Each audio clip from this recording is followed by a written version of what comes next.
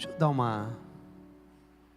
conversar com os irmãos um pouquinho de algo que a gente precisa de se atentar. A hora que eu coloquei o pé no altar ali, o Senhor ministrou algo no meu coração. Irmãos, nós estamos vivendo um tempo. Deixa os irmãos.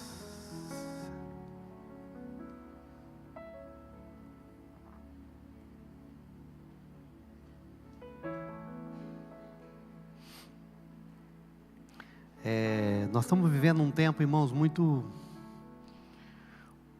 sensível nesses dias. Não sei quantos estão acompanhando as últimas notícias, o que está acontecendo no nosso país, na nossa nação. E uma das coisas que o povo de Deus precisa de entender é que tudo o que acontece na nação tem a ver com a igreja. Viu? Então deixa eu fazer um apanhado aqui para você. Eu vou citar e vou mostrar para você algumas coisas políticas. E você precisa de entender. O nosso país, na troca de governo que esteve, e se você votou errado, eu lamento, mas na troca de governo que nós tivemos, esse atual governo, ele é chancelado, e ele está de mãos dadas com tudo aquilo que é contra o princípio bíblico. Talvez você foi enganado por uma narrativa, ou por não ter se informado direito, mas tudo aquilo, todo o princípio bíblico tem sido quebrado, e esse atual governo anda de mãos dadas com isso. Vamos lá. Existe uma direção bíblica. A nossa fé, ela é enraizada, ela é embasada na cultura judaica. A nossa fé vem dos pais. Abraão, Isaac, Jacó. Muitas coisas que nós vivemos têm a ver com as promessas desse povo. Não se desvincula cristianismo de Israel. É impossível isso. Mas tem cristão, por falta de entendimento, conhecimento, e até por ignorância, que acha que não tem nada a ver. Hoje nós temos um problema muito difícil. As nossas faculdades, elas são, principalmente as federais, elas são ninho de uma ideologia totalmente contrária à Bíblia. A nossa nação, ano passado, o vice-presidente da nossa nação estava sentado numa reunião do lado de líderes do Hamas, concordando. A nossa presidência é alinhada com o Irã, alinhada com China, alinhada com Rússia. Pastor, quem são esses? São ditadores. Países, China, é o lugar que mais mata cristão no mundo.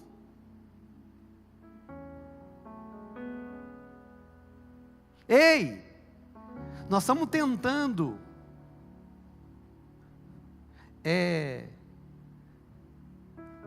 fazer um trabalho de produzir um livro.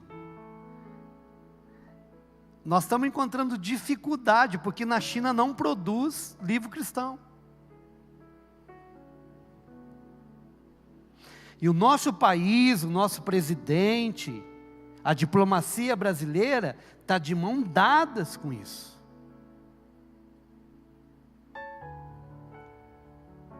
Está errado, irmãos. E eu não estou falando aqui que o Bolsonaro está certo, apesar de que é o que andava debaixo de alguns princípios que nós concordávamos. e concordamos. A liberdade brasileira está sendo cada vez mais cerceada. E a igreja não está percebendo isso. O que está acontecendo agora nessa crise com os Estados Unidos, irmão, preste atenção, deixa eu te falar uma coisa, que nós precisamos de orar.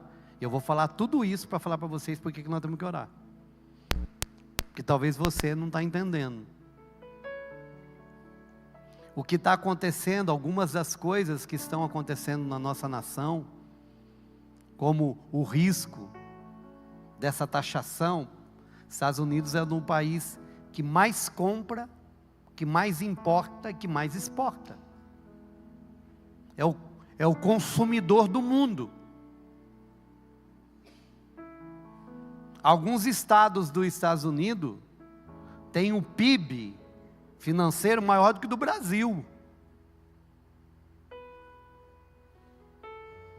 Aí o que acontece? Nessa situação, por conta do quê? De um posicionamento do governo brasileiro, há uma possibilidade de uma crise econômica, que vai afetar a carne, que vai afetar o setor da carne, que vai afetar o setor da fabricação de aviões, a Embraer, que vai afetar o setor do aço, que vai afetar o setor da pesca, já está afetando. No Porto de Santos, mais de 320 milhões de carga não foi para os Estados Unidos há 10 dias. O agronegócio. Ah, pastor, o que nós temos com isso? Vai dar desemprego, irmão. Se começar a dar problema, em Limeira, as fábricas, elas todas trabalham com o quê? Trabalha a maioria, as grandes aqui, fabricação de roda, de escapamento. O que você acha que vai acontecer? Isso por causa de uma movimentação equivocada do governo. Mas o problema é que muitas vezes a gente vai acordar isso na hora que afetar o nosso bolso.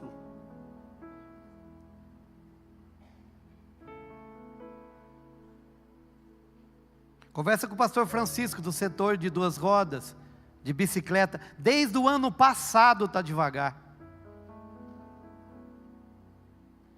Desde o ano passado.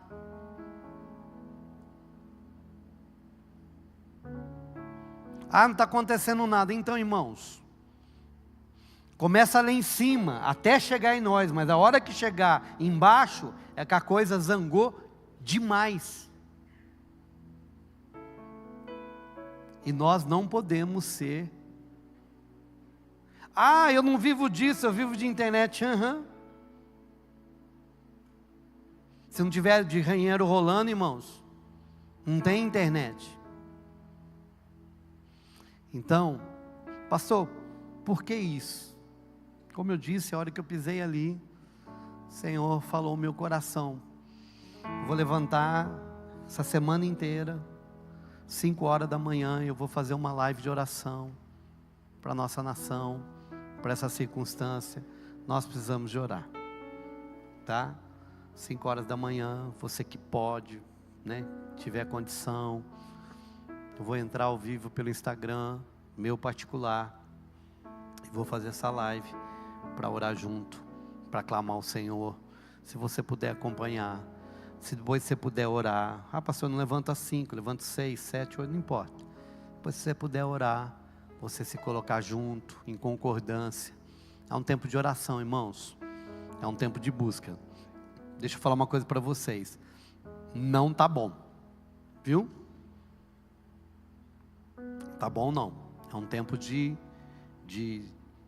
a gente orar, buscar Deus, viu? Precisamos de entender e discernir o ambiente, e o ambiente espiritual hoje. Agora é aquilo, eu também entendo uma outra situação. Os maiores despertamentos espirituais nasceram de um caos social. O avivamento da Rua Azusa aconteceu na cidade de Los Angeles, quando a pobreza, quando a recessão americana estava numa das maiores altas da história. E explodiu o avivamento na Rua Azusa. O avivamento no país de Gales, em 1905. Ele surgiu e a nação do país de Gales vivia uma recessão. As pessoas malemar faziam para comer. A maioria trabalhava em minas de carvão. E surgiu o avivamento. O avivamento da Coreia do Sul nasceu. E quando você vai lá ver a história de Pongyangchu, a maior igreja do mundo, ela nasceu num lixão. Eles malemar tinham o que comer. Agora, irmão, tem dois jeitos da gente buscar Deus. Ou a gente busca Deus sem precisar de viver algumas coisas, ou a gente busca Deus a hora que estiver vivendo e fala assim, eu não tenho outro jeito a não ser buscar Deus. Ou a gente busca Deus sem ter que passar pela reprimenda, ou a hora que chegar a gente resolve buscar Deus. Eu acho que é mais sábio a gente buscar Deus antes. É mais sábio a gente clamar ao Senhor antes.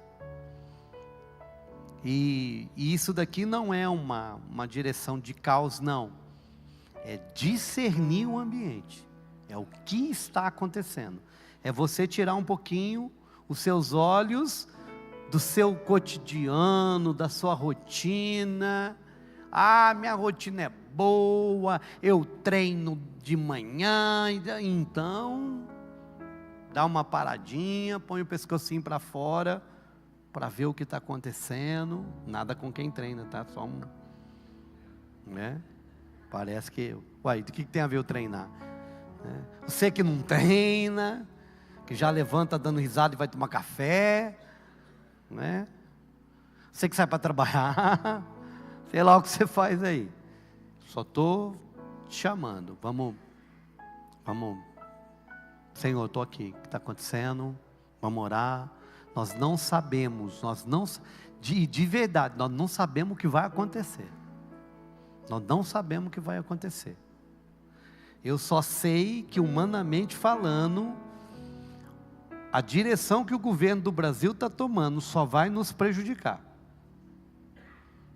De gente que não está nem preocupado, tem dinheiro fora do Brasil, tem dinheiro para a terceira e quarta geração deles. E outra, e os nossos políticos não estão preocupados com isso. Porque tanto o Congresso, o Senado, como o Congresso de Deputados poderia fazer alguma coisa, e não fazem. Nós estamos à revelia. Ninguém está fazendo nada. De um baita de uma crise dessa, eles decidiram que eles tinham que manter as férias. Vão voltar só em agosto. Quem sai de férias quando a casa está caindo? Os nossos representantes saíram de férias. Eles têm 3 férias no ano. Então, irmãos, é tempo da gente orar, tempo de buscar o Senhor. Amém? Está animado? Glória a Deus. Isso aí. Abra sua Bíblia comigo, por favor.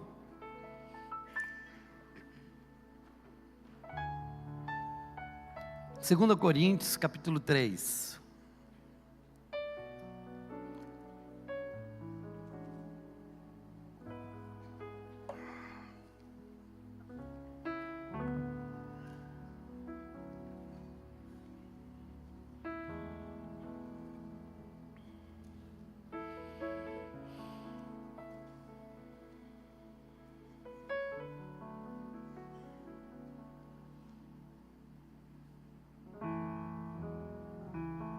Segunda Coríntios, capítulo 3, a partir do versículo 7.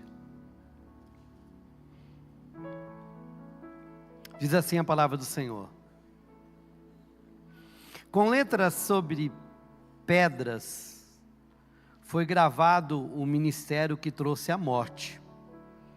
No entanto, esse ministério veio com tamanha glória que os filhos de Israel não conseguiam sequer fixar os olhos na face de Moisés, por causa do resplendor do seu rosto, mesmo que esse brilho estivesse se desvanecendo.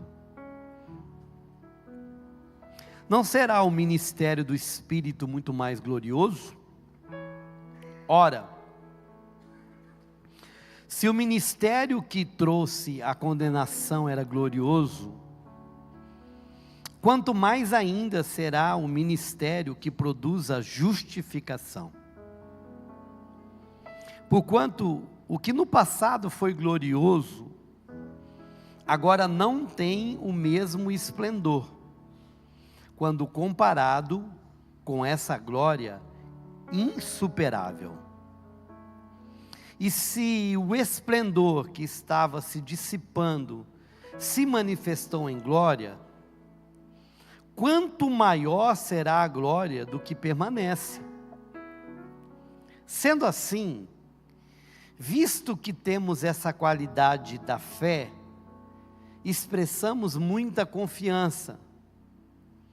Não somos como Moisés, que se cobria com um véu sobre a face para que os filhos de Israel não observassem que o resplendor em seu rosto estava se dissipando.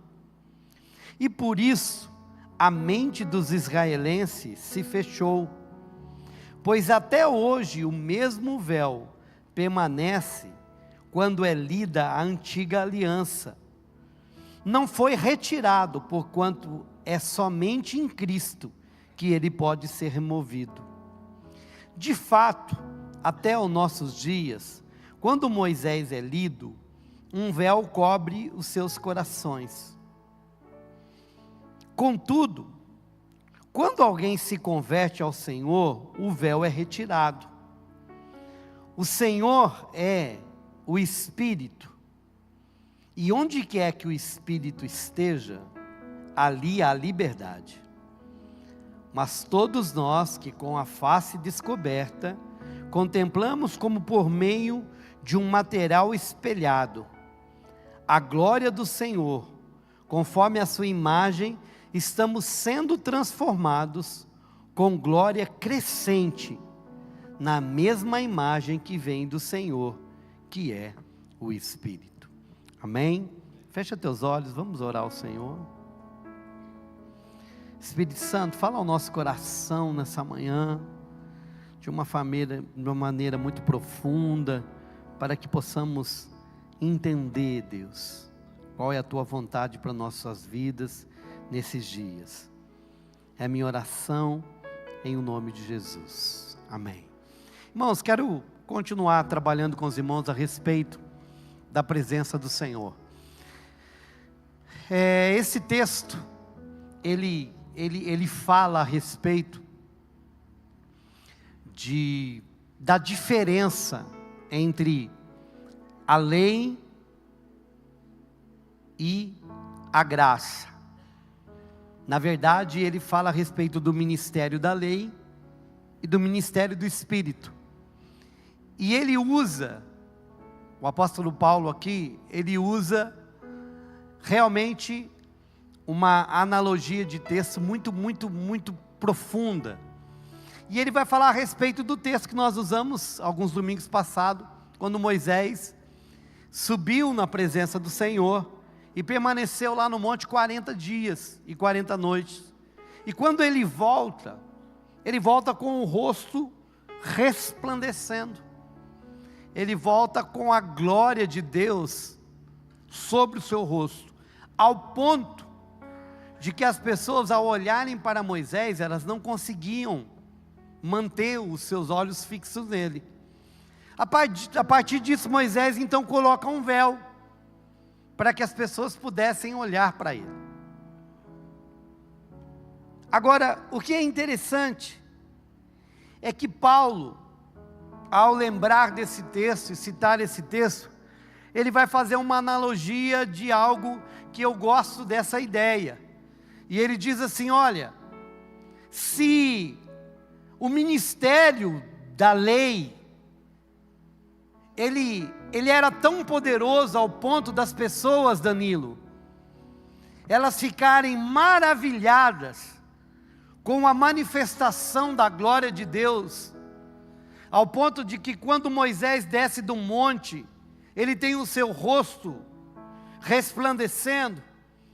Então ele vai fazer uma analogia. Se aquele ministério, que era o ministério da condenação, Joelisa, porque na verdade, o que Paulo está aqui dizendo é que a lei, porque quando Moisés desce do monte, o que ele tem nas mãos? Vocês se lembram? Ele tem as tábuas da lei. Não faça, não faça, não faça e não faça, lembra? São os 10 mandamentos. Não tomarás outros deuses diante de mim, não farás para ti imagens de esculturas, não matarás, não adulterarás, não furtarás, e um tanto de não. Dizendo, olha, vocês não podem fazer. Mas nós vamos fazer então depois a leitura, que é realmente a verdade de que o não faça.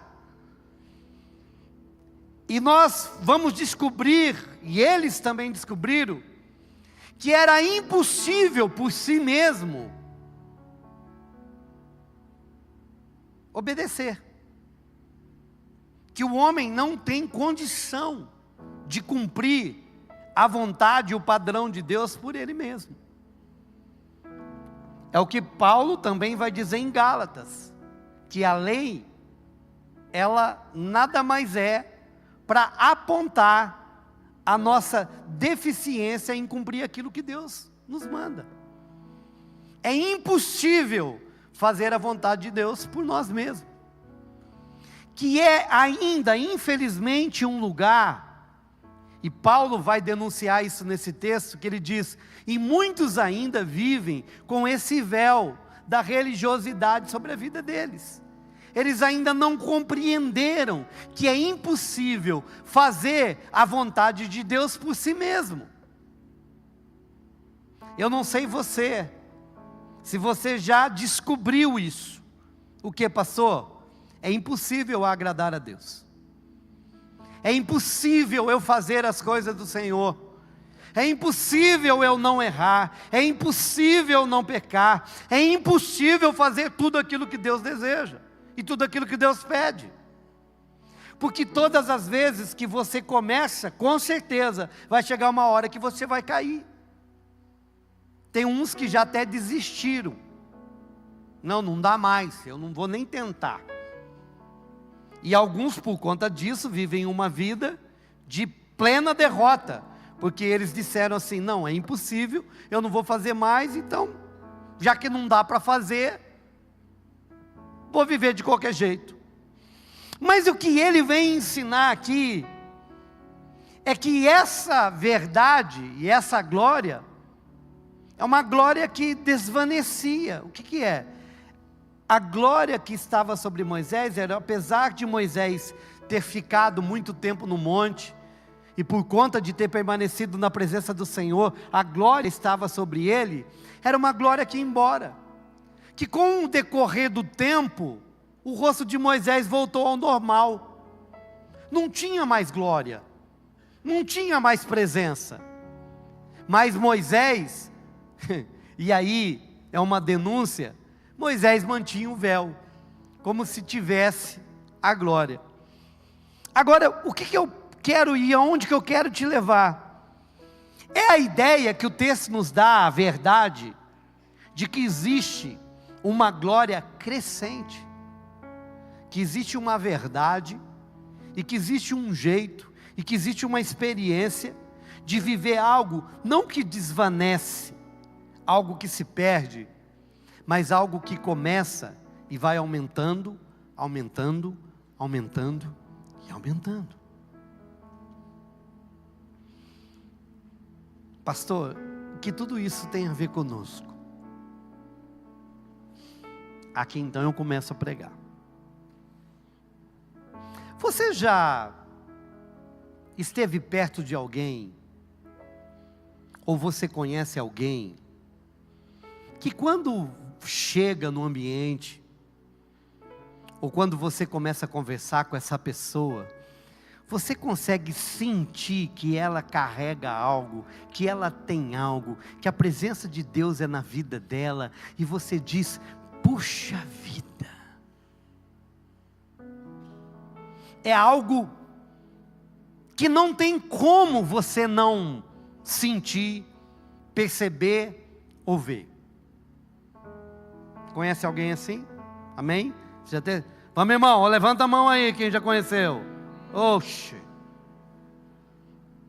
A única coisa que você tem que fazer é escutar e de vez em quando levantar a mão. E você não quer fazer tudo. A verdade, irmãos, é que tem pessoas que quando chegam perto da gente, elas carregam essa glória. Elas carregam essa presença. E não só carregam, mas a forma como elas vivem, o que elas fazem, faz toda a diferença no ambiente. A minha ministração sobre a sua vida hoje é te desafiar a ser um homem que manifeste a glória de Deus. Ser um homem e uma mulher que por onde passar, manifeste a glória do Senhor.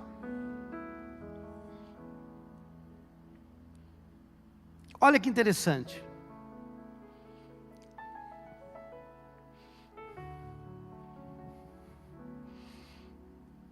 Vai lá comigo em 1 Coríntios, por favor.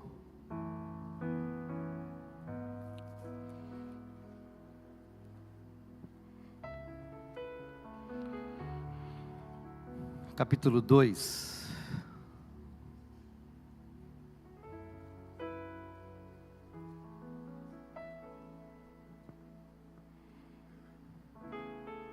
A partir do 1 diz assim, ó. Eu mesmo, irmãos, quando me dirigi até vós, não fui apenas com discurso eloquente, nem ostentando sabedoria, para vos anunciar o testemunho de Deus. Olha o que Paulo diz. Porquanto decidi nada saber entre vós, a não ser Jesus Cristo e este crucificado. E foi sobre fraqueza, temor e grande tremor que estive entre vós. Minha mensagem, minha proclamação, não se formaram de palavras persuasivas de conhecimento, mas constituíram-se em demonstração do poder do Espírito, para que a vossa fé não se fundamentasse em sabedoria humana, mas no poder de Deus. Irmãos, quando eu olho para esse texto, ele na verdade me dá uma saudade. Quando eu olho para esse texto, ele é um apontamento para um lugar que a igreja precisa de voltar. Eu estava em uma de umas lives essa semana, eu estava falando com os irmãos, queridos, esses dias eu tirei uma noite para dar uma volta lá no passado, porque tem hora, irmãos, de que parece que é só o passado que é capaz de tocar na nossa vida. Sabe aquela palavra que diz assim, que eu quero trazer à memória algo que me dá esperança? Muitas vezes, meu irmão, é no passado de alguns homens e mulheres de Deus, ouvindo-os novamente, é que você vai encontrar um lugar de esperança. Nada contra com que algumas coisas, e muitos homens de Deus, e pastores mais novos hoje estão sendo usados, mas eu estava lá esses dias, meio nostálgico, e eu comecei a entrar em umas pregações de 30, 40 anos atrás, que o pessoal vai disponibilizando no YouTube, que eram gravações no VHS, VS, sei lá como que era, e aí você começa a ouvir, e eu estava ouvindo uma pregação de 95, 30 anos atrás, do Po Yang-Shu, numa convenção das Assembleias de Deus aqui no Brasil. Irmãos, e aquele homem começou a ministrar, e ele começou a falar do quê? De que Jesus Cristo é o Senhor, que Ele morreu na cruz, que Ele veio, e Ele se absteve da sua natureza divina, e Ele viveu em carne, e Ele sofreu, e Ele obedeceu, e Ele amou, e Ele tocou nas pessoas, e Ele morreu, e Ele deu o seu sangue, para que o mundo pudesse ser salvo. Ele derramou o seu sangue inocente na cruz do Calvário, E ele diz que o dom do Espírito Santo, o presente de Deus, é a obra do Espírito Santo, é a pessoa do Espírito Santo que entra na vida do homem e da mulher, que transforma, que muda, que dá vida, que faz ele viver uma nova vida, que faz ele renunciar, que faz ele experimentar algo do céu. E esse homem começou a falar que, conjunto com o Espírito Santo, ele também deu o dom da cura, que o Senhor estava curando, libertando, transformando. E ele então, irmão, uma mensagem tão poderosa, mas tão simples. E depois que ele termina, ele faz o convite da salvação, e milhares de pessoas vêm entregar sua vida a Jesus. Ei, olhe para mim. Não tem outra mensagem, irmão.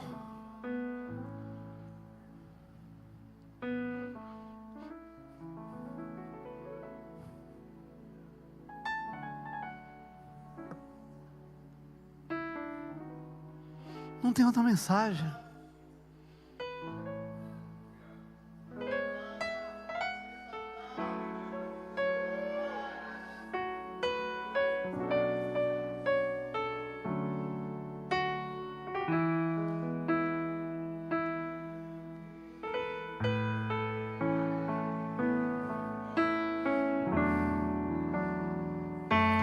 Jesus Cristo mudou meu viver.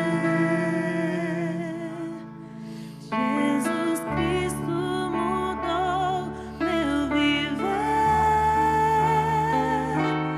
É a luz que ilumina meu ser. Sim, Jesus Cristo mudou meu viver. Diferente hoje é meu coração. Diferente hoje é o meu coração. Diferente hoje é o meu coração.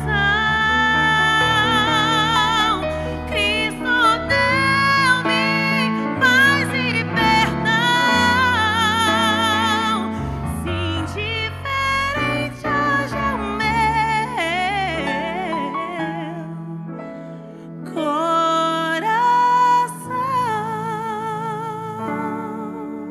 Uau!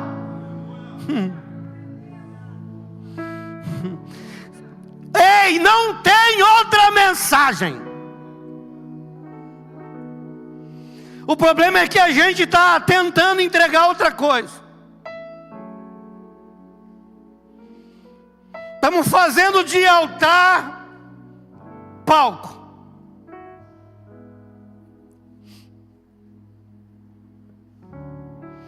Estamos fazendo de altar plataforma de pensamento positivo,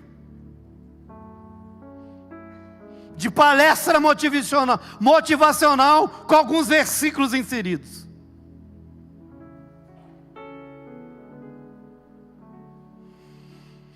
O único poder que há para transformar um pecador num salvo justificado ainda é a mensagem da cruz. Jesus Cristo morreu para salvar o pecador, do qual eu sou o principal, e dá a ele salvação, vida eterna e o Espírito Santo de Deus.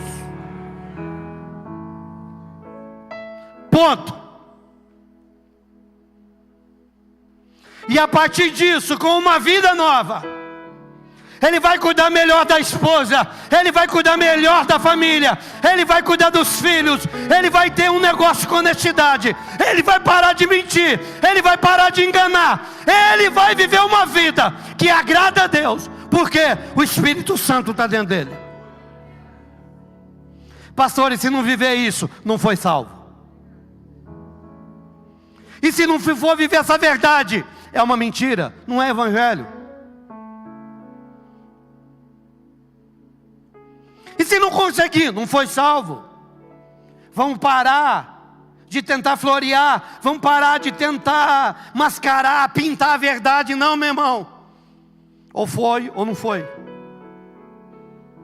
Ou é ou não é.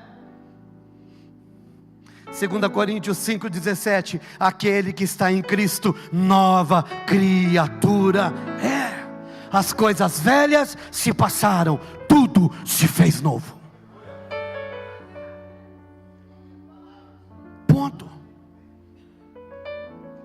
Ah não, eu vou lá, eu vou usar um pouquinho de droga aqui, eu vou na prostituição, eu vou aqui, mas depois eu volto aqui. Ei.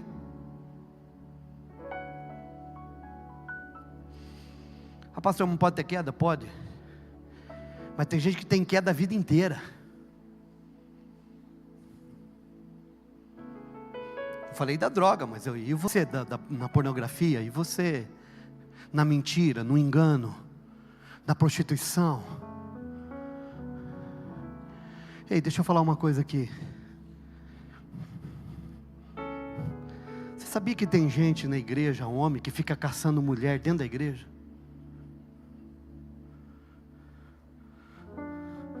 Caçando mulher para entrar no Instagram dela e convidar ela e assediar ela. Ei, deixa eu te falar uma coisa, se tem alguém sentado aqui, cuidado, Deus vai te pegar.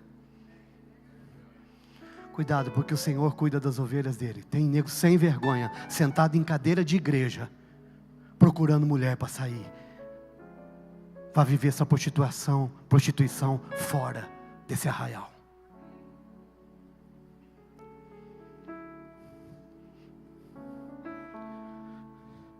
Irmãos, nós precisamos de começar a ser aquilo que nós temos que ser. Sabe por quê, irmão? Porque o Evangelho,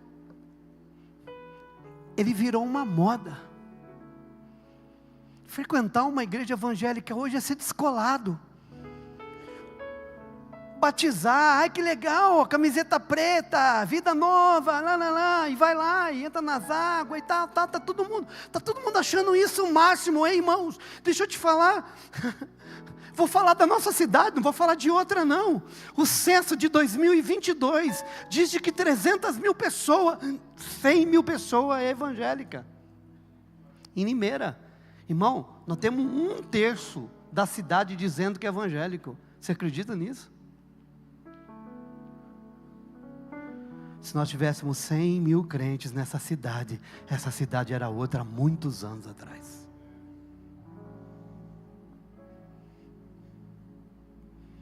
Sabe por quê, irmãos?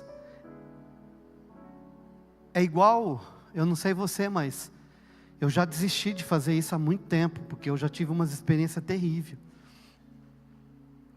Esse dia a Ana Júlia estava falando para mim que uma pessoa que ela conheceu, de repente ela entrou na rede social dela, né, foi impactada pelo testemunho, a pessoa falando de Jesus, do que aconteceu. Aí, né, você entra, aí você vai para o próximo, né? Você vai para o próximo vídeo, você vai para o próximo Reels. Rapaz do céu, é um bando de louco. A pessoa está aqui, ó, Jesus transformou a minha vida, Jesus transformou a minha vida no primeiro Reels, no primeiro story. Aí no segundo tá, tchá, não sei nem fazer.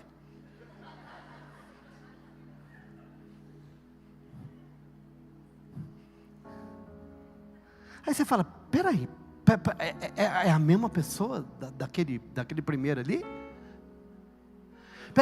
Aquela pessoa que está lá, com as mãos levantadas no réu, e chorando, o próximo réu ela está lá, na festa do peão, meu irmão.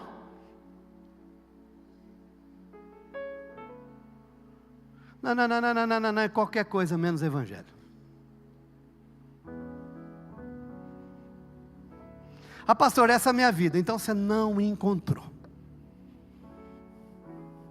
Você está no lugar certo, mas você ainda não encontrou.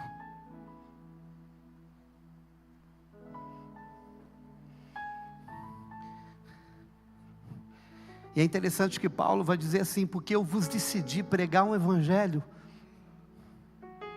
E ele vai falar por que ele não quis usar sabedoria humana. E sabedoria humana aqui a gente pode traduzir como estratégia humana, como mecanismos humanos, instrumentos humanos. E ele vai falar por que, André? para que a vossa fé não se fundamente naquilo que é terreno. Porque se a nossa fé se fundamentar naquilo que é terreno, não vai dar certo. Ela não tem raiz. Aí Paulo fala assim: mas eu vos preguei com o poder de Deus, para que a vossa fé se fundamentasse nele. Porque quando nós temos uma fé fundamentada em Deus, ei irmão, ei escute, quando você tem uma experiência real e verdadeira, quando Deus entra dentro de você, amado, Ele faz algo aqui dentro, e você não sabe porquê, e nem como, e não explica, mas você diz assim: não importa o quanto custa, eu não largo dele, eu não deixo dele, ele é o que eu tenho de mais precioso. Eu não troco por nada, eu não troco por carro, eu não troco por dinheiro, eu não troco por relacionamento, ele é meu Deus.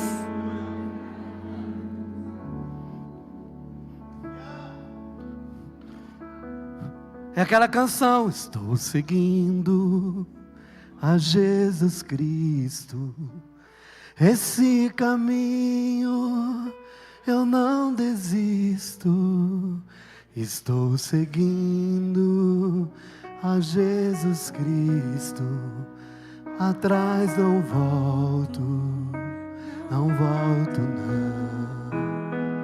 Se me deixarem os pais e amigos, se me cercarem muitos perigos, se me deixarem os pais e amigos, atrás não volto, não volto não. Sabe por quê?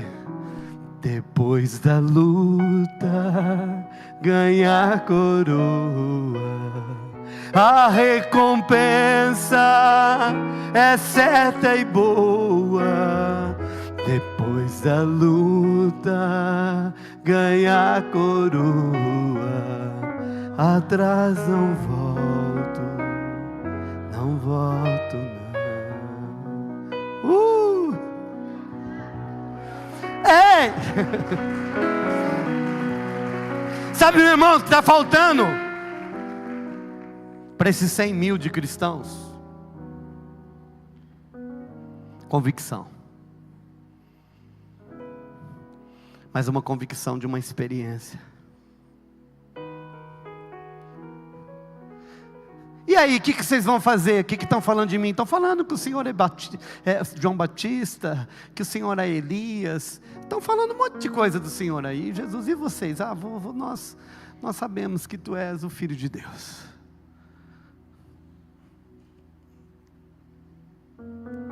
Vocês querem ir embora também? Está todo mundo indo embora. Eu amo a resposta de Pedro. Porque ele não responde assim: para onde? Você pode ver o texto lá, não está para onde, é para quem. Porque depois que você descobre Jesus, você entende que não é uma localidade, é uma pessoa. Para quem iremos nós, se só o Senhor tem vida eterna para dar? É por isso que você fica procurando lugar. Lugar não está bom, você vai para o outro. Lugar não está bom, você vai para o outro. Lugar não está bom, você vai para o outro. O lugar não está bom, não vai para o outro.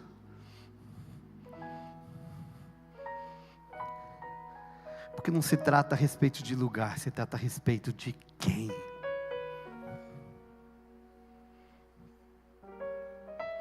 E aí depois que você descobriu a companhia dele, como diz o hino, se casa ou gruda, boa ou ruim, se Cristo está, é céu ali. Se é no casebre, se é no palácio, se é com dinheiro ou se é sem,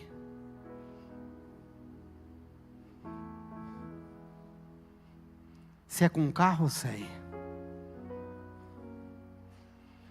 Não se trata de onde nem o que, mas quem.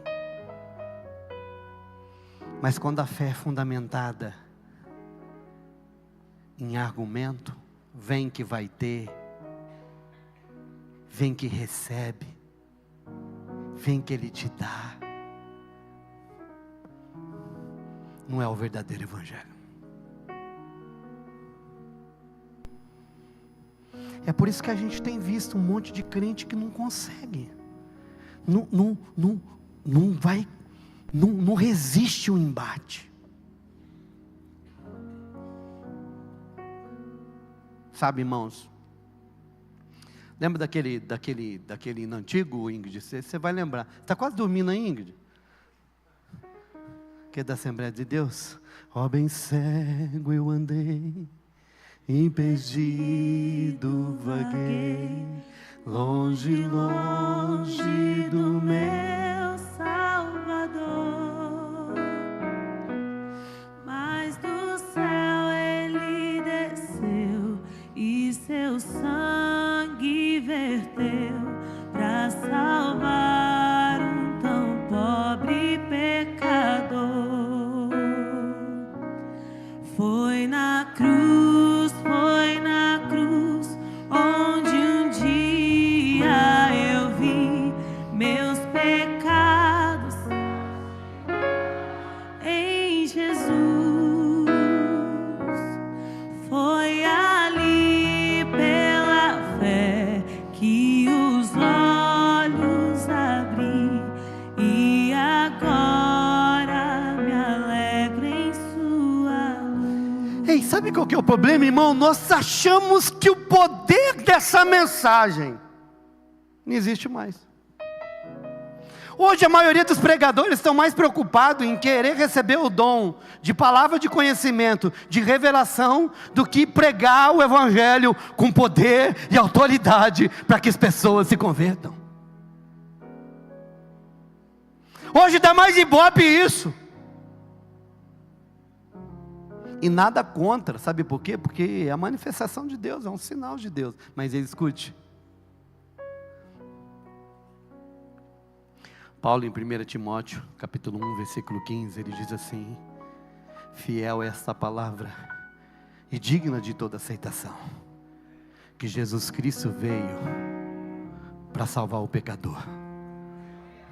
Digo eu, não, Senhor, e vejo que ele levanta as mãos e diz assim: da qual eu sou o principal. Ei, nós estamos dando banho em gente suja, tentando colocar roupa limpa em quem não se limpou.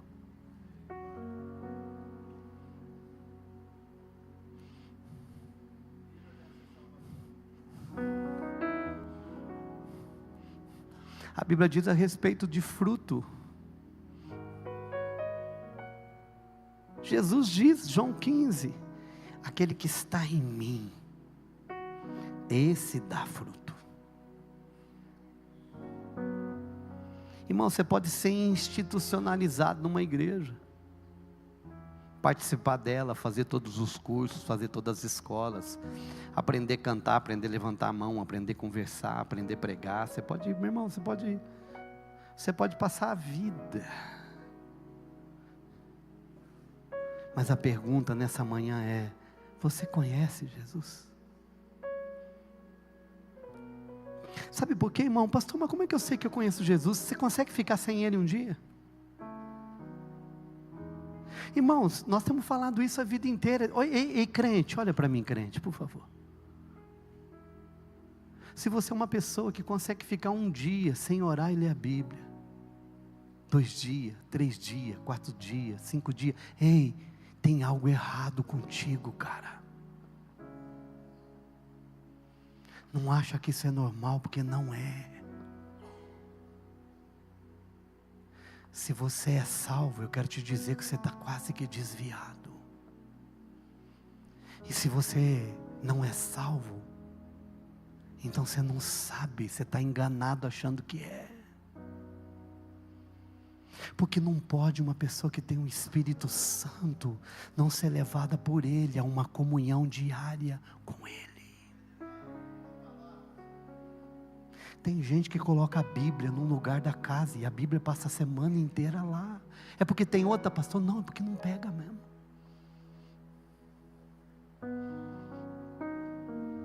Como que você consegue? Meu irmão, o Satanás hoje, ele sequestrou a igreja. Você imagina, meu irmão, se você olhasse para a Bíblia como você olha para o celular? Pensou? Cada olhadinha que você dá lá no Instagram, você olhasse um versículo?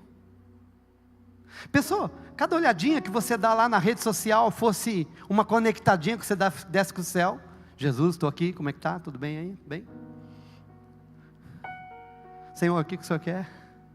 Você imaginou, meu irmão, o que estava acontecendo hoje na cidade? O que estava acontecendo hoje aqui de manhã? Porque muitas vezes o sentimento que a gente tem é que a gente está... Sabe quando você está pegando uma pessoa desmaiada, você está tentando acordá-la na força. Ei, acorda, ei, acorda, ei, acorda. E a pessoa está assim, Irmão, sabe por que muitas vezes a salvação, ou a mensagem da salvação, ela não tem eficácia, ou ela não tem poder de atração? Porque, meu irmão, só pode ser salvo quem se sente perdido.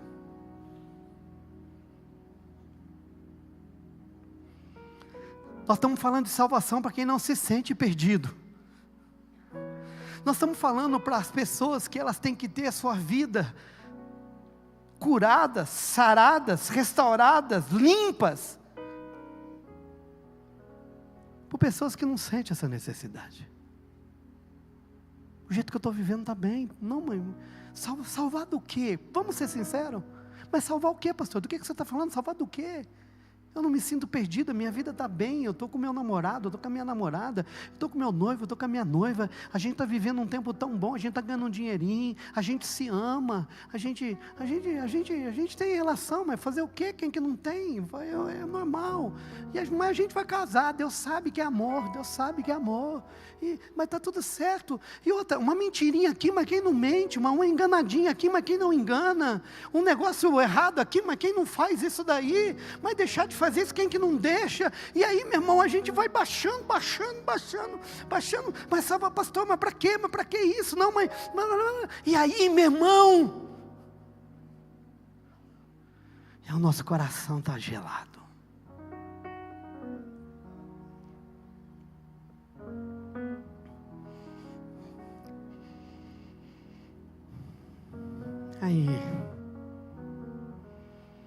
Aí sabe o que a gente precisa urgentemente? De um avivamento. Por que avivamento? São pessoas que eram vivas e precisam de ter vida de novo. Por isso que é avivamento. É pessoas que um dia foram vivas e estão numa situação de morte. Morte espiritual. Porque você já percebeu que na verdade... A maioria da relação das pessoas com a igreja é ser suprido uma necessidade. Seja ela emocional, seja ela relacional, seja ela física. Vou na igreja, porque não é legal.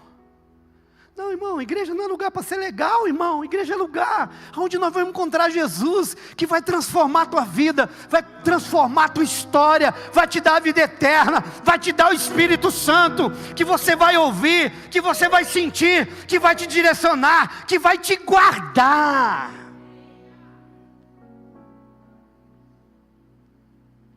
Quanto casamento errado, porque não ouviu o Espírito Santo, escolheu a pessoa errada.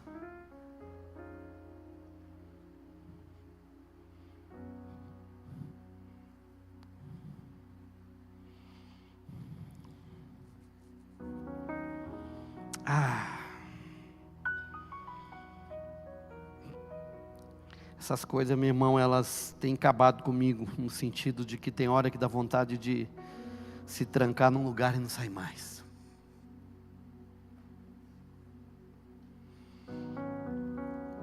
Mas o nosso chamado é viver uma realidade, é chamar as pessoas, é manifestar a glória do Senhor para que as pessoas possam encontrar Jesus.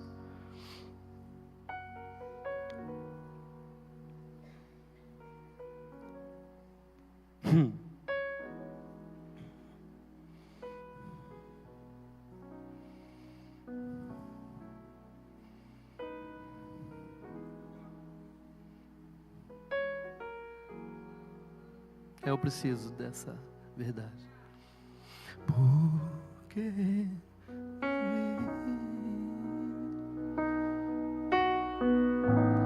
posso crer no amanhã, porque Ele vive. Temor não há, mas eu bem sei, eu sei que a minha vida está nas mãos do meu Jesus, que vivo está. Sabe, essa música para mim tem hora que ela é um grito de esperança.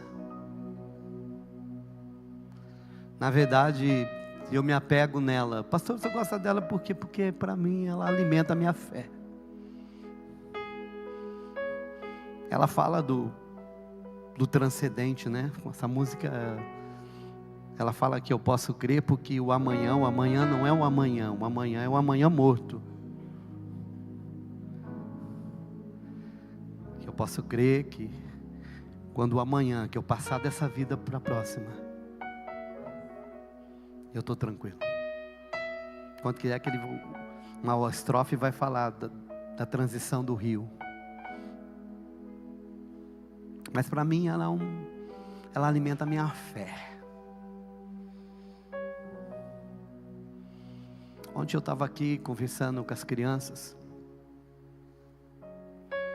E veio 10 crianças do abrigo lá de Conchal. Abrigo é o lugar onde as crianças ficam lá protegidas pelo Estado. E eu estava conversando com uma de 8 anos. Ela entrou no gabinete, uma loirinha linda.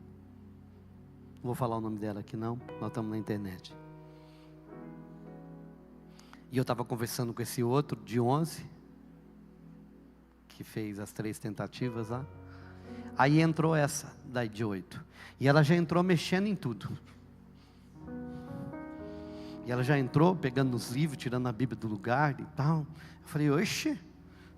Aí ela abriu aquele sorriso Colgate, faltando 3 aqui na frente, assim, ó.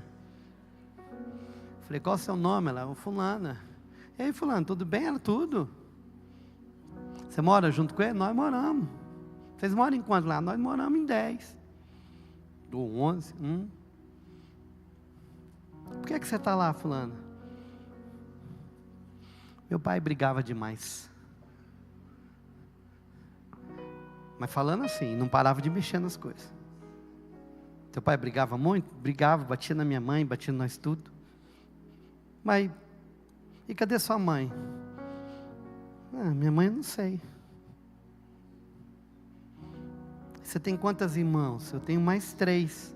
Mas está morando tudo lá? Não, uma não está. Onde ela está? Não sei.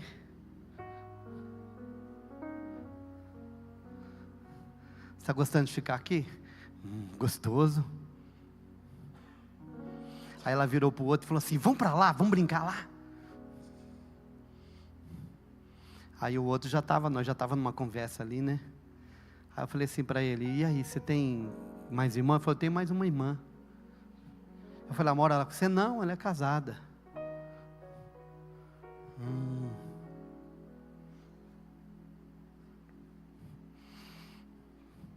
Irmão, posso falar uma coisa para você?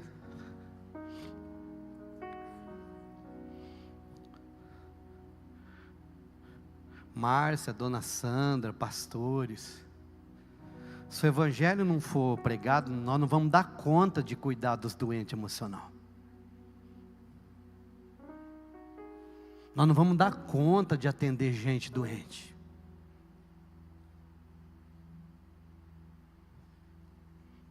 Se o evangelho verdadeiro não for pregado,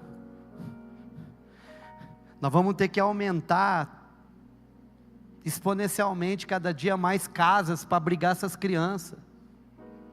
Porque o que vai transformar a vida do pai daquela menina, o que vai transformar a vida da mãe daquela menina, o que vai transformar a vida do pai daquele menino, meu irmão, não estou menosprezando, mas você pode dar toda a assistência social, você pode dar um emprego, você pode dar dinheiro, você pode fazer toda a ajuda social que tiver, e eu não estou menosprezando a ajuda. Sabe o problema? Por quê, meu irmão? Porque o problema do homem não está para fora, o problema do homem está para dentro. O problema não é social, o problema do homem é espiritual. O problema do homem não é externo, é interno. Só Jesus entrando na vida pode transformar um homem, uma família e uma sociedade.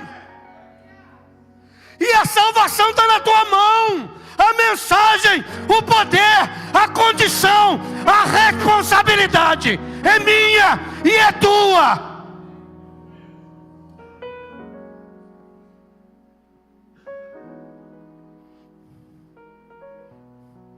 O que nós estamos fazendo? Estamos brigando, Juninho. Estamos brigando entre nós, brincando. Você me machucou, você não me machucou, você me convidou, você não me convidou.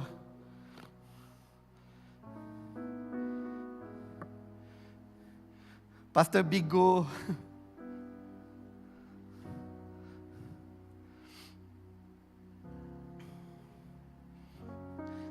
Sabe qual era o currículo de Paulo?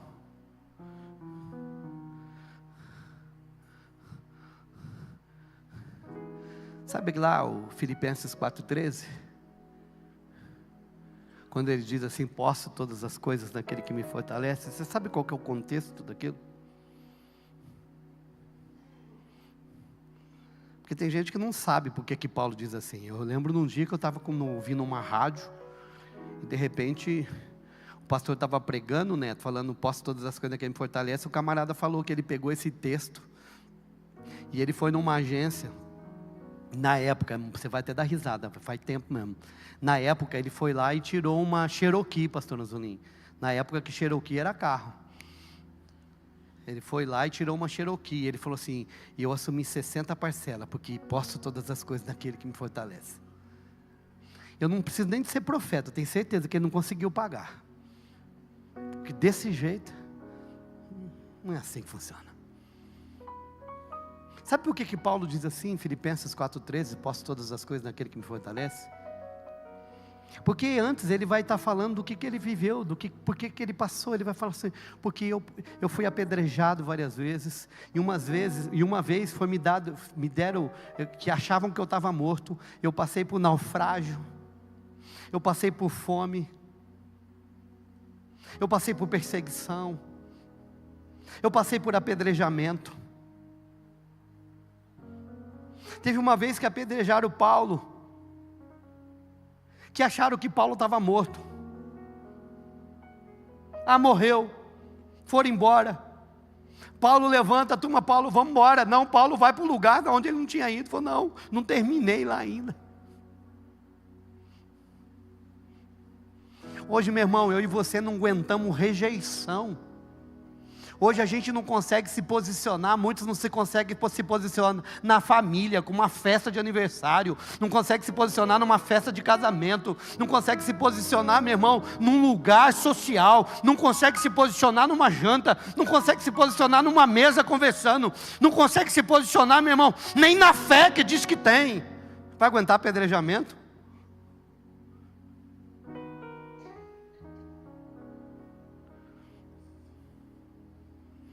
Por isso que eu digo, será que essa fé é real, é verdadeira mesmo?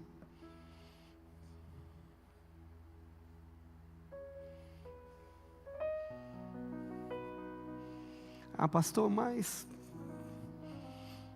o senhor também está pegando pesado, irmão, é o evangelho.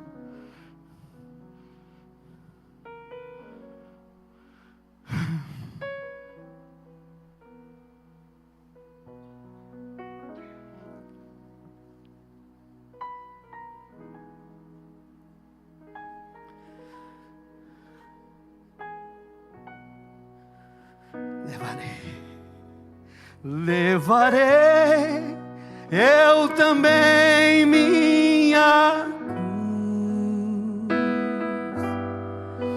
até por uma coroa trocar. Levanta essa mão e diz assim: sim, eu amo a mensagem da cruz. Sim, eu amo a mensagem da cruz. Até morrer, eu a vou proclamar. Eu levarei, eu também minha cruz. Até por uma coroa trocar. Sabe o que a gente precisa entender? Que tem um chamado. Aquele que quiser vir após mim. Antes ele diz: venha qualquer um.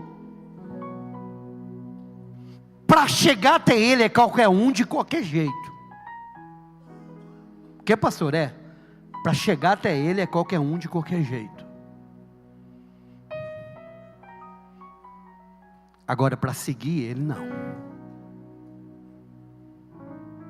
Aquele que quiser vir após mim, quer dizer, aquele que quiser vir atrás de mim,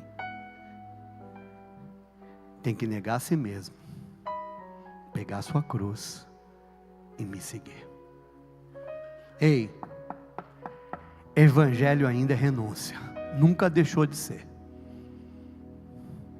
Estão tentando, Joelisa, pregar um evangelho que não renuncia a nada, não é de Deus.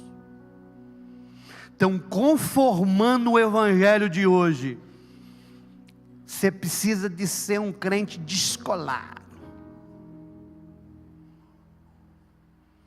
Evangelho sem renúncia não é evangelho.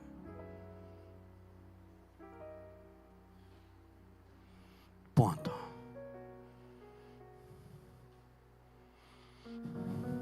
Quero falar de algumas pessoas aqui e vou terminar. Homens que manifestam a glória de Deus. São homens que nada poderá alterar sua trajetória e seu destino. Eu vou repetir: homens que manifestam a glória de Deus são homens que nada poderá alterar sua trajetória e seu destino. Atos capítulo 7, versículos 55 e 56. Estevão, planejaram uma armadilha, inventaram um monte de mentira dele, testemunho falso, colocaram ele no meio dos judeus, dos fariseus, e decretaram sua morte, e começaram a apedrejá-lo. Preste atenção. Contudo, Estevão, que jeito que ele estava? Eu acho que o Espírito Santo merece um pouquinho mais de força nisso, né? Contudo, Estevão, ei, escute o que eu vou lhe dizer, preste atenção. Sabe qual que é a chave para uma vida de vitória em Deus? Ser cheio de Deus, ser cheio do Espírito Santo. Se você não buscar isso, esquece. Não há como viver uma vida de vitória em Deus se você não for cheio do Espírito Santo. Esquece. É impossível. Ergueu os seus olhos em direção ao céu e contemplou a glória de Deus, e Jesus em pé à direita de Deus. Uau! E exclamou: eis que vejo os céus abertos e o Filho do Homem em pé à direita de Deus. Ei, lembra? Porque essa mensagem é a continuação daquela. Lembra lá, os céus manifestam a glória de Deus, lembra? E o firmamento anuncia a obra. Lembra que eu falei que é a dinâmica de que a terra manifesta a obra, mas o céu manifesta a glória? Esse homem cheio de Deus aí, sendo apedrejado, ele olha para o céu, e o céu se abre. A visão, ele tem a visão aberta do mundo espiritual. Enquanto a terra está dando pedrada nele, sabe o que ele está vendo? O Filho do Homem se levanta no seu trono e ele vê o Filho de Deus assentado no trono, e ele diz assim: porque eu vejo ele sentado no trono de glória. Ei, se você estiver cheio de Deus e da presença dele, você vai poder estar vivendo situações que algumas pessoas vão dizer: como é que ela está aguentando isso? Como que ele está suportando essa injustiça? Como é que está aguentando viver essa prova? Enquanto as pessoas vê prova, você vê glória.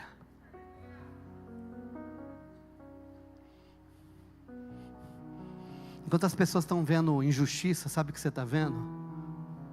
O Senhor olhando para você e dizendo: eu sou contigo. Fica firme.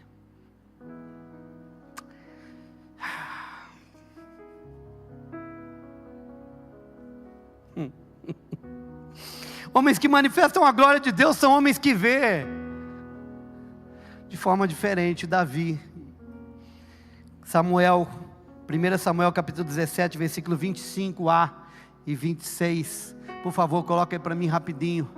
1 Samuel 17, 25a e 26a. Olha o que diz lá.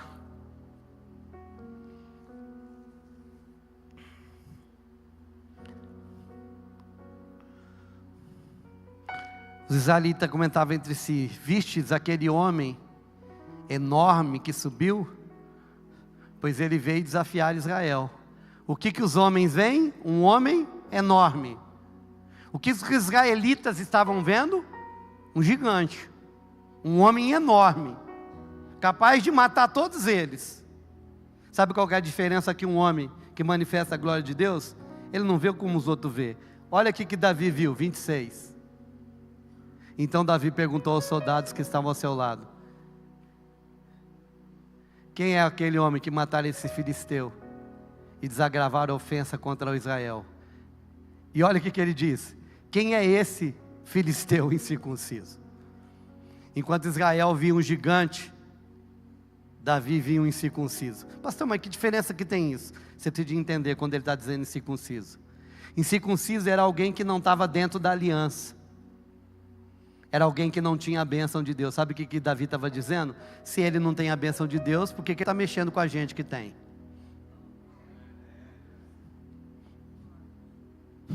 Sabe o que ele está falando? Ele é louco. O problema é que quem não manifesta a glória de Deus vê gigante. Mas quem tem a glória dentro fala assim: xiii, perdeu. Por quê? Porque Deus é comigo. Eu tenho aliança. Eu tenho a bênção. Bora. O que é, pastor? Homens que manifestam a glória de Deus são homens que fazem o seu legado manifestar a glória de Deus. Por favor, isso é muito importante para mim. 2 Reis, capítulo 13, versículo 21, por favor. 2 Reis, capítulo 13, versículo 21. Certa ocasião, enquanto alguns israelitas sepultavam o corpo de um homem, avistaram de repente uma dessas tropas. Então, apavorados, jogaram o cadáver no túmulo de Eliseu e fugiram. Assim que o corpo do homem encostou nos ossos de Eliseu, o homem voltou à vida e se levantou da sepultura. Eu acho hilário isso daí. Eliseu fez milagre até morto. Pastor, do que você estava falando, Eliseu? Eu não sei, irmão. Essa sepultura, com certeza, não sei o que aconteceu, mas a sepultura de Eliseu estava aberta e os ossos estavam lá. Que negócio esquisito. Mas estava. De repente o pessoal estava levando um homem morto, morreu, para ser enterrado. E eles viram alguém, uma tropa chegando de inimigo. Sair correndo, jogaram o cara no primeiro buraco que encontraram. Qual que era o buraco de quem? De Eliseu. Hora que o corpo toca os ossos de Eliseu, ele ressuscita. Pastor, o que significa isso para você? Significa, irmão, que homens de Deus, até mesmo mortos, continuam tocando vivos. continuam ressuscitando pessoas, continuam sendo usados para transformar pessoas. O que significa isso, meu irmão? Que o teu legado, que mesmo depois que você morrer, a tua história, ela pode ser contada. Aquilo que você fez no Senhor vai tocar pessoas, vai transformar pessoas, vai salvar pessoas, vai curar pessoas. De verdade, irmãos, hoje ultimamente o que me anda tocando é gente morto. Quando eu estou meio, como diz o pastor Anzolim, quando eu estou meio surumbático, assim meio cabisbaixo, eu vou ouvir o Gregório McNutt. Qual a mensagem que eu gosto, Kleber? Doce fogo. Já ouvi essa mensagem umas 100 vezes, toda vez eu choro.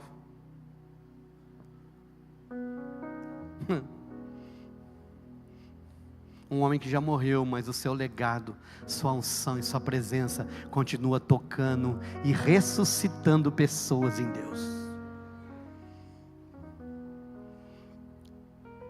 É mais ou menos aquela canção do Eternidade, né? Quando o meu nome for esquecido aqui, que o Senhor continue sendo exaltado.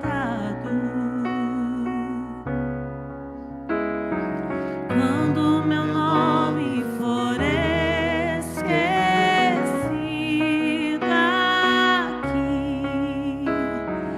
que o Senhor continue sendo apregoado. Quando meu nome for esquecido aqui, que o Senhor continue sendo exaltado. Sabe, irmãos, uma das coisas que me veio agora, o Espírito Santo trouxe assim, ó, mas eu a vi aqui, ó, eu a vi na minha cabeça. Me lembro nos últimos dias da minha mãe, sofrendo de hepatite autoimune. Nunca fumou na vida, nunca bebeu na vida, e o corpo desenvolveu uma cirrose hepática. Nos últimos dias dela, depois de 3 anos sofrendo, o pastor orou por ela muitas vezes, muitas vezes. E eu me lembro que nos últimos dias, ela foi um dos últimos cultos, que ela estava com os olhos amarelinhos por causa da enfermidade. Eu cheguei perto dela e falei assim: fica firme aí, hein, dona Yolanda. Mas com a voz embargada, né? Aquele negócio assim que você já está despedido. Fica firme aí, dona Yolanda. Ela virou para mim e falou assim: filho, a última coisa que vai morrer em mim é a minha fé.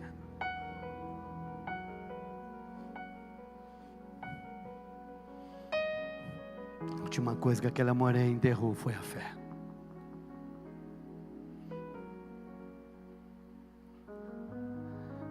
Eu lembro o dia que eu cheguei bêbado em casa, vomitando.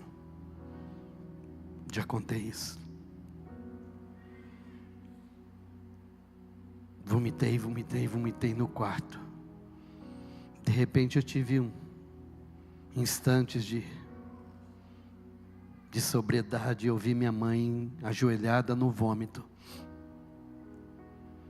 orando dessa forma: Senhor, eu não criei filho para ser bebum, eu criei filho para ser homem de Deus.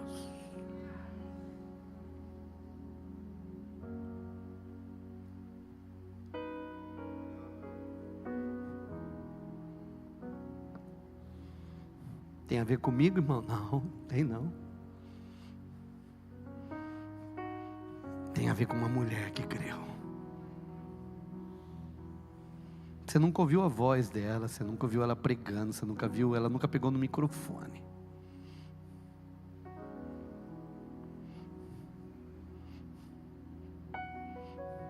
Mas aqui está o legado dela.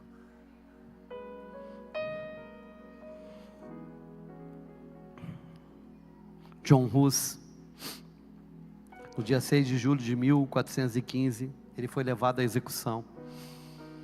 Antes de ser queimado, foi-lhe oferecido a oportunidade de renunciar às suas ideias. E ele diz a seguinte frase: prefiro morrer com a verdade do que viver uma mentira. Amarrado em um poste, cantava salmos, e enquanto as chamas o consumiam, suas últimas palavras foram: Jesus, Filho do Deus vivo, tem misericórdia de mim. Ele foi queimado vivo e suas cinzas foram jogadas no rio Reno, para que não restasse nada que pudesse se tornar relíquia dos seus seguidores. Antes de morrer, ele pronunciou uma profecia que se chama a profecia do cisne. John Hus, ele era um tcheco, e Hus significa ganso em tcheco. E ele diz a seguinte profecia: hoje vocês matam um ganso, mas amanhã Deus vai levantar um cisne, e vocês não poderão matá-lo. Passados 100 anos, levanta um homem chamado Lutero, e todos dizem que Lutero foi o cisne que John Hus profetizou 100 anos atrás. Não, irmão, eu não sei se você está entendendo essa manhã.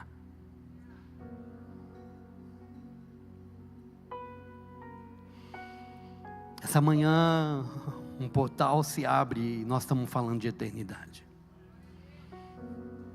E eu estou chamando os homens e mulheres eternos para viverem a eternidade agora, porque a eternidade, como diz o pastor Nato, ensinou aqui, não, ensinou em Conchal, e a vida eterna é essa. Porque a gente tem uma ideia equivocada, que a eternidade é depois que morrer.